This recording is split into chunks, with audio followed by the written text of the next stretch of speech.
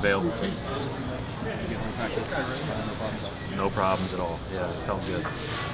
So you get back to that bad, good problem. We got a lot of bodies available. That's a good thing. That's a good thing. No, we want everybody to be healthy. That's a good thing. What's your forecast? You mentioned that Marcus played 12 the other day, might be up for more. Figuring slowly bringing him up? I haven't decided that yet, Scott. I've been thinking about it, working on it a little bit back in my office. You know, he won't play much more than that if he does play more than that. That's my initial thought.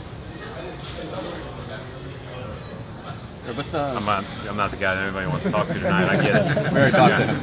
Yeah. With the Warriors game was a big deal. KG coming back now tonight. How do you kind of tune that out and make sure guys aren't getting caught? Well, every game's got to be a big deal to us.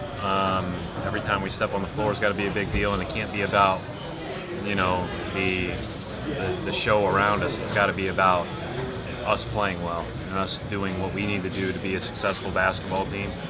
And I don't waver from that. We don't talk a lot about any of the other stuff. We just try to get ready for the team we're playing against. Bill Belichick has a saying, ignore the noise. Is that kind of the mindset you want your team to have when it comes to big games like this? I don't really get into big games, small games. They're all the same.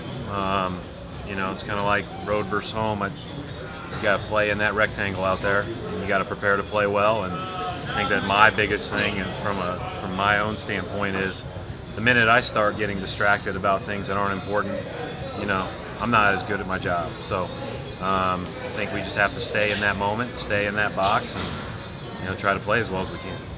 With Marcus's return and you guys having more wing depth, do you see yourself going small more often moving forward?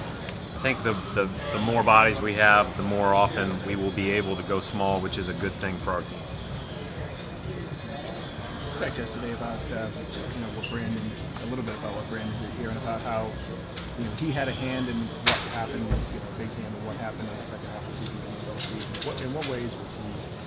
I think the biggest influence that Brandon had, besides the fact that he's a good basketball player, was the way that he operated, from the standpoint of he came to work every day. On off days he was in, stretching, lifting, taking care of his body with our training staff, eats exceptionally well, just prioritizes his body, and he played 82 straight games, I think 2 straight years.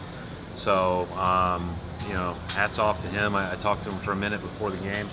As I said yesterday, I'm very fond of Brandon. I think he's a real pro, and I thought that he's a young guy in a lot of ways, but for us he was old from a roster standpoint last year, and I thought that he set a nice example for people.